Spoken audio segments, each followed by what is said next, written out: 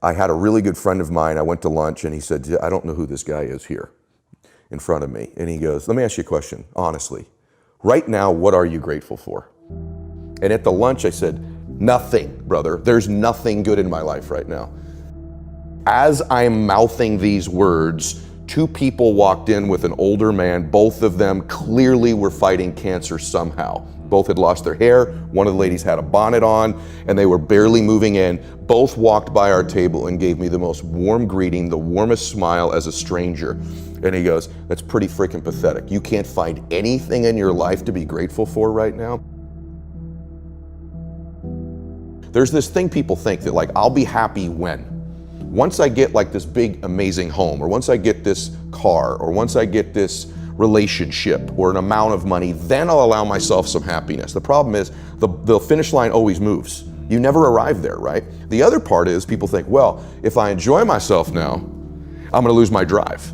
In other words, if I can just wire myself with enough pain all the time, I won't lose my drive or ambition. The truth is there's no correlation between the two at all. There's no relationship between you feeling complete pain all the time and losing drive. And so I talk about living in a state of blissful dissatisfaction. And really the best example of that would be like if you've ever, I love a good meal, right?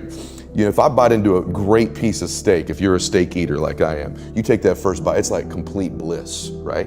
There's no correlation between how great that tasted and your lack of desire for the next bite. In fact, that bliss causes you to want more of it.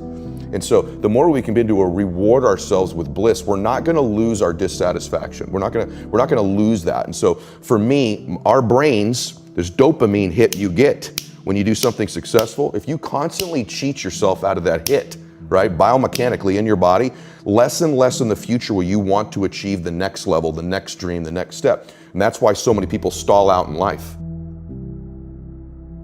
We build habits, rituals, and disciplines that serve us, okay? The reason my standards are set so high is because I don't want to leave it up to my own devices. My standard is one more minute on the treadmill. My standard is one more person I can reach that day, one more phone call, one more something. And so